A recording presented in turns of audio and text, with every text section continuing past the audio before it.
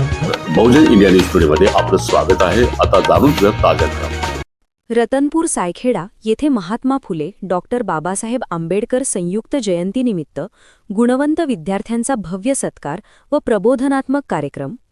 आपण पाहत आहोत बहुजन इंडिया न्यूज टुडे.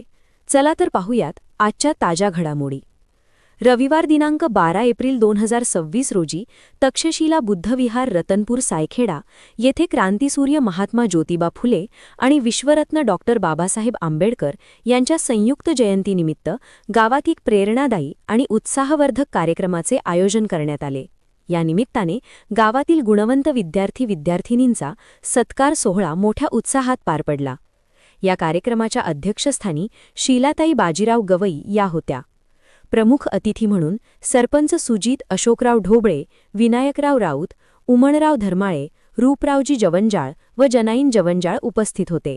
तसेच प्रमुख वक्ते म्हणून सुनील सदाशिव, अध्यक्ष विश्वशांती बुद्धविहार काकडा, राजू बोंडे गुरुजी, सचिव विश्वशांती बुद्धविहार काकडा, प्राध्यापक पद्माकर बोरोळे आणि मनोज मेळे, संपादक बहुजन इंडिया न्यूज टुडे यांनी उपस्थितांना मार्गदर्शन केले.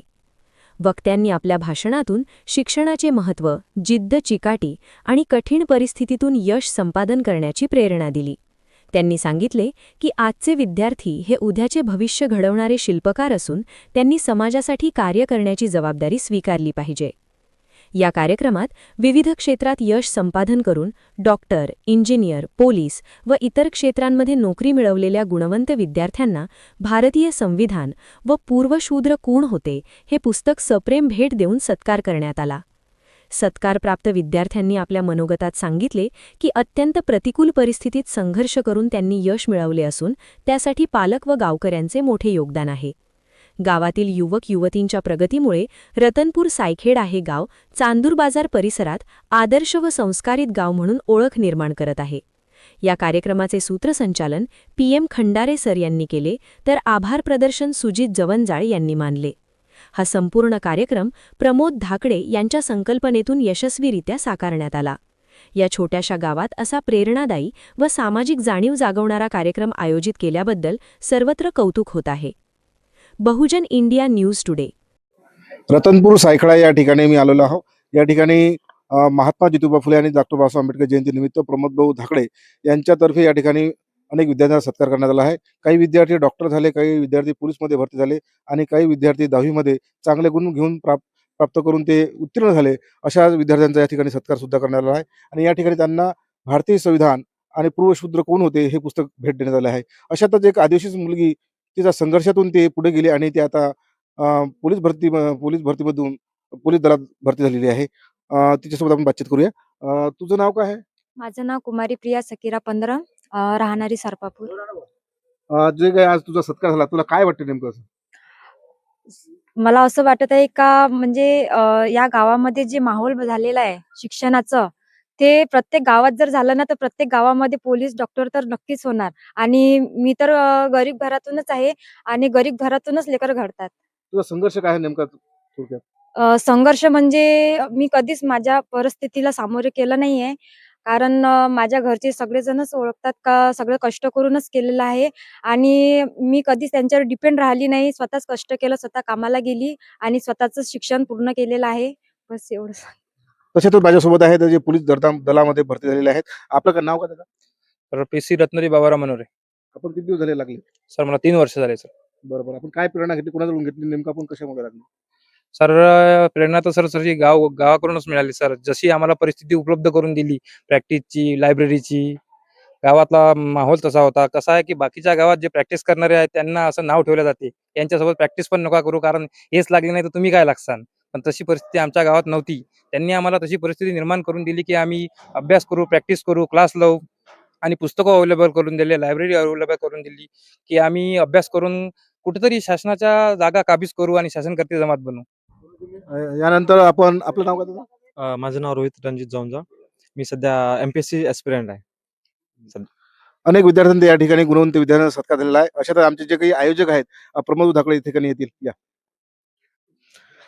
अतिशय चांगला याने उपक्रम राबवला आहे. भारतीय संविधान, ज्या संविधानामुळे प्रत्येक माणसाला हक्क, अधिकार आणि बहाल केले डॉक्टर बाबासाहेब आंबेडकरांनी, ते संविधान या ठिकाणी दिलेलं आहे. आणि पूर्वशूद्र कोण होते, अत्यंत सुंदर प्रकारचे 2 पुस्तकं या ठिकाणी ज्यांनी दिले, असे प्रमोद ढाकळे. हा आपल्या मनात संकल्प कसा काय आला? मी पहिल्यांदा तर या महापुरुषांना नम्र विनंती करते. माझा एक संकल्पच आहे सर, का जसं माझ्या वडिलांनी या गावासाठी काहीतरी कर्तव्य केलं, काही ठेवा देऊन गेलेला आहे. तसाच माझा एक उद्देश हा आहे का प्रत्येक समाजातला घटक हा आदर्श बनला पाहिजे. आदर्श कशामुळे बनतो? तर शिक्षणामुळं. शिक्षण हे प्रत्येकाच्या घरात पोहोचलं पाहिजे. आता जवळपास माझ्या एस-सी समाजाचा जर आपण विचार केला, तर 30 ते 40 पोरं ग्रॅज्युएट आहे. आणि काही इंजिनिअर सुद्धा होऊन राहिले, डॉक्टरही झाले आणि काही नोकरीवर सुद्धा लागले. म्हणून माझा एक संकल्प आहे का या गावासाठी काहीतरी केलं पाहिजे, हा माझा एक उद्देश आहे. आणि मी जेव्हा 2012 मध्ये सरपंच होतो, तेव्हा मी या विद्यार्थ्यासाठी स्पेशल फक्त एक जुनी ग्रामपंचायत होती. पण त्या ग्रामपंचायतमध्ये मी त्यांना एक वाचनालय चालू केलं. तेव्हा वाचनालयापासून तेव्हा एवढी प्रेरणा मिळाली आणि विद्यार्थ्याचा सुद्धा आग्रह होता का काका आमच्यासाठी काहीतरी करा. माझा एक तळमळीतून हे होता, उद्देश होता का या विद्यार्थ्यासाठी काहीतरी केलं पाहिजे. आणि माझ्या समाजापैकी घरात बसायला सुद्धा जागा नव्हती. जे हुशार विद्यार्थी होते त्यांना अभ्यास कसा करावा घरात ही समजत नव्हतं. म्हणून आज माझ्या गावचं जर उदाहरण घेतलं, हे पुरुषोत्तम जवंजाळ, त्यांची मुलगी आणि मुलगा, त्याचं जर घर पाहाल तर फक्त टिनाचं आहे आणि घरात बकऱ्या आहेत. तिथं काय अभ्यास होणार आहे? त्याच्या मुलीला आज 10वी मध्ये 93% मार्क मिळाले आहे आणि 10वी मध्येच त्याच्या मुलाला 94% मार्क मिळाले. मला एक त्याच्यात अभिमान आहे. म्हणून माझं एक सांगणं आहे विद्यार्थ्यांना, स्वाभिमान जरूर बाळगा, पण मोठे शिक्षण झाल्यानंतर मी खूप मोठा झालो, हे कधी अभिमान बाळगू नका. कारण आज कसं झालं सर, आपण थोडंसं जरी शिकलो, 4 अक्षरं मी जरी सध्या कमी शिकलो असेल, पण विद्यार्थी जर समोर गेला, त्यांना 1-2 डिग्र्या जास्त शिकला, का त्याला एकदम अभिमान वाटतो का मी एक माझ्यापेक्षा कोणीच विद्यार्थी हुशार नाही. परंतु बाबासाहेबांनी कधीही अभिमान या डिग्र्यावर बाळगला नाही. मग म्हणजे शेवटपर्यंत शिकत गेले. पण ते शिकले म्हणूनच ते समाजाचा उद्धार केला. एवढीच माझी नम्र विनंती आहे विद्यार्थ्यांना, का त्यांनी शिकावं जरूर, पण समाजाकडे कधीही दुर्लक्ष करू नये आणि समाजाला काहीतरी आपलं देणं आहे, हे कधीतरी मनात बाळगावं.